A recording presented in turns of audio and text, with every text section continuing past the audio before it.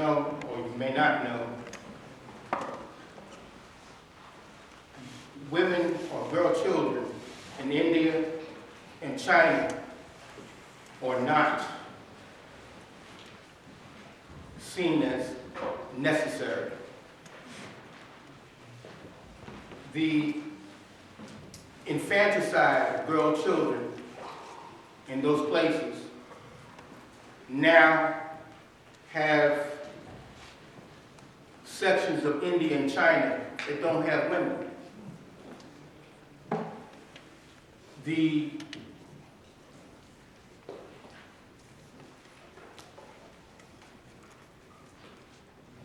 What happens is, in India, there is an epidemic of rape, gang rape, because of the attitudes of men. This is called Magedliones IRA, which means maggots in the rice. It's what they call girl babies on the mainland in certain circles. The river of life carries miracles of newborn daughters' cries as they tumble from the mouth of heaven. Cute wiggle worms worthy of love and affection, forced to nurse from the rancid stew of Chinese laws and feudal customs, where the perfume of neglect swaggers upright, hunting born only girls. There will be no firecrackers or gongs offering protection. Quin and chin melodies or wind chimes that lie as they jingle in harmony with rusty sides of jade bamboo, while graybeard dictatorship ignores teeming heartaches of family line used as garrote because only male heirs carry family honor. Patriarchy transforms death into fetish, feasting on murdered coups from freestyle slaughter, defenseless infant girls sacrificed and thrown away like trash when ethics are saturated with the bloody scent of copper. The spectrum of life as wicked tapestry woven one strand at a time, each girl left alone with betrayal, brocaded prop for national shame, unmentioned while coffinless shadows surround aberrant night with silence. Roving abortion squads search for women carrying illegal pregnancies. Giving life without precious birth permit is a crime in China. So hapless women dodge forced sterilization or staggering fines. And most favored nation's economy invites imprisonment of illegal mothers forced into slavery at factory gulags. Motherhood charged as enemy of the state for the sake of American export quotas, the sublime greatness of a people diminished by reign of vengeful bean counters, whose bloodlust smashes human rights against the altar of male prerogatives that menace and doom tiny comrades of tender flesh. When inane worship of stagnant order performs for trampled freedoms, justice cannot be weighed by female head count in the army nor state bureaucracy. Ablution of national pride cannot bend the will of heaven. War will not and cannot feed the people. A nation armed to the teeth is not prosperity. That fear of internal ruin should redefine party line to reclaim glory. In 21st century China, new confusions break the clock to freeze reality. Misogyny thrives like ravenous tumor that plays music where women dance on shards of time, and all the while the gang of elders turn a blind eye towards 35 million disappeared girls.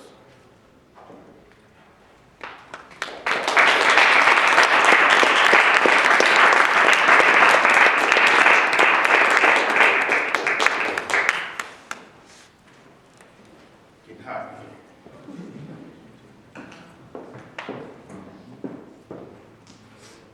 Excuse me.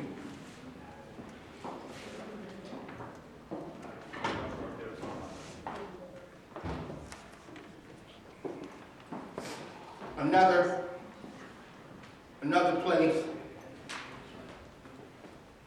where I've lectured and read, is Ireland.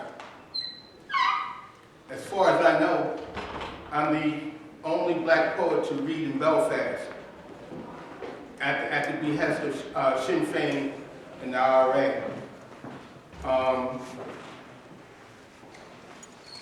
There used to be, they're dying out now, there used to be a band of women called the Magedliones. They were unwed mothers, sex workers, incest survivors, etc., that got shuttled off to these laundries. They were called the Magdalene laundries. There's a movie that circulates every now and then on cable called The Magdalenes, which sort of talks about it.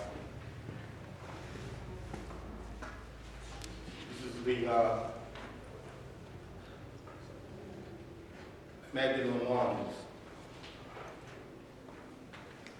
Dendrite maidens of Celtic grace, haunted by serrated edges of time-lapsed shadows, blinking between eras that teem in the brooding Irish soul, while accusations were made by restive bores, cinches, and fairly reeking of hypocritical privilege that indentured common decency to create the dysfunctional myth of women not fit to live in Irish society.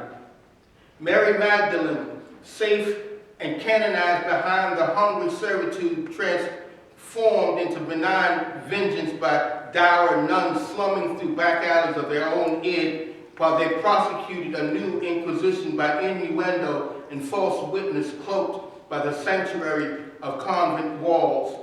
Two-faced institutions of charity that hid the underbelly of hypocrisy, young harlots used by decent men, and the hothouse flowers of incest bloomed like rampant weeds in the Magdalene laundries, indentured unwed mothers and seized generations of babies as chattel to give them away to strangers for the sake and greater glory of Holy Mother Church. Inside the sweaty stones of convent walls all over Ireland, praying platitudes deign to serve the quiet shame of slave labor sanctioned by the snake oil of Catholic dogma. Numbed by living hell of the Magdalene laundries, feckless girls forced to conduct prayers out loud, a whip-wailing, endless roll call of toil. Young women trapped, some for life, under the bad penny of a twilight sun, skulking around the shadows of the Scarlet Madonna's legacy. Branded with the stigma, what these women now, the Magdalenes victimized by the same faith that so piously promised them salvation at the end of their suffering. The Magdalenes are pathetic hostages of Victorian spite, hail and well met, and embarrassment sequestered away from their own future, withered like a spark of hope euthanized in its cradle. Flights of angels jig to pious sound bites as patrician and Christian charity are swept under the rug by the arrogant papal see. A religion that forgets compassion for the sake of prosperity loses its way in the heart. A religion that renounces justice for the sake of power misplaces the true depth of rapture.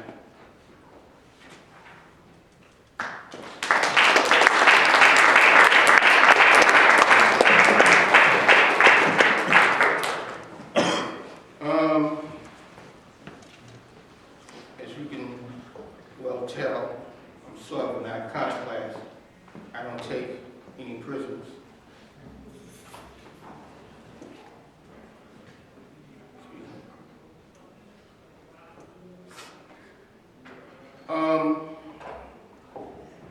Speaking of India,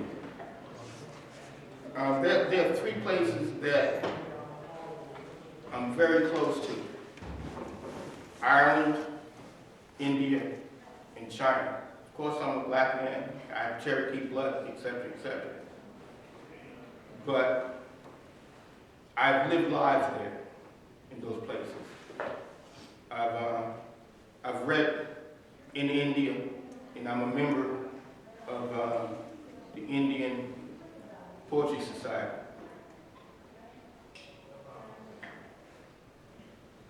This recounts one of the most savage occurrences within the last 2 or 3 years. A woman was gang raped on a bus. At some point, there's going to be an interview on TV somewhere about this guy who was one of the rapists. He said, women are the cause. They should just suffer with it. Oh yeah, I see you puzzled, okay? But that's the prevailing attitude towards women in India. Now, keep in mind, you hear about Delhi and Calcutta and Mumbai, but those are cities. India is her villages. Most of the population lives elsewhere. And you have these slugs that come to the city. And this is what happens. I'm not going to call her name, although her name is known. Before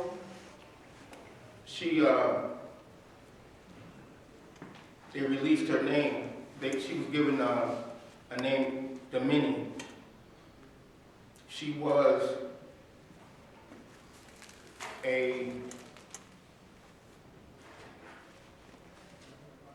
trained to be a doctor. She was with her boyfriend, her fiance, in fact, when she was gang raped, on the bus and thrown into the street like a piece of trash.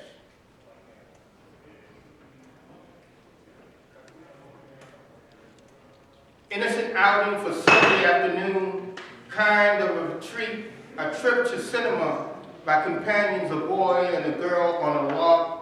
So after celluloid excursion, perhaps, they held hands, ruminating about their imminent wedding, while dry lightning flashed in God's eye. A cloudy foreshadowing followed their steps as they waited on the bus stand in the afternoon. 6 madcap savages, loose among sheep, stole a bus armed with booze and iron rods. They drove Delhi streets with vicious anger, and as they cursed their own humanity, these fiends stoked misogyny's ignoble fires. Demons who would be men saw the young couple at the bus stand and stopped to open the bus doors, and the gates of a living hell on earth opened. But unsuspecting couple only noticed the boozy smell and rancid body odor after the bus doors closed. The bus rolled on in surreptitious joyride through Delhi streets like caravans from hell. Ghouls with human faces swarmed around the couple, behind the curtains, beating both boy and girl with iron rods, while chafed heartbeats tattooed against victims' chests to urge primal screams from terror that went unheard and unnoticed. Interminable and deliberate, the nature of rape comes from the vile and vengeful hatred, snarling rage emoted from scoundrels who defiled the temple of Demini's body. Demini's golden life given over as blood sacrifice to the destroyer. Jai Ho, Jai Ho, the rendering of a young woman's flesh in public against her will is crime against humanity, and they choked her as they viciously stole her purity on that day that splattered blood on a peach-colored rose. Endless hours on that bus passed in horror, taking turns. These men used Demini's chained body without touching her honor. Even while she wore a rose-thorn crown, they violated her with an iron rod. I'm not going to read all of it.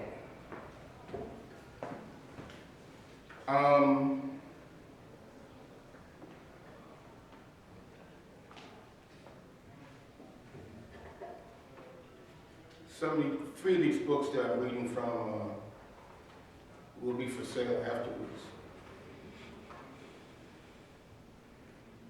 The Devil's Triangle is not published yet, and neither is Magedliones.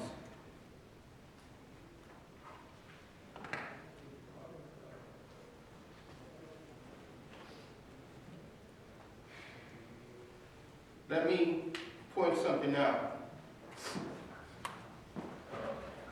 I came here because of International Women's Month, okay? I did not come here to entertain or to edify. My job is to tell the truth. My job is to tell you the truth.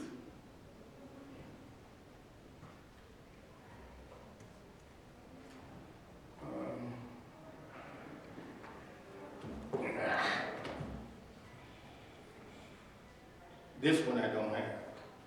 You find it, it's a collector's item.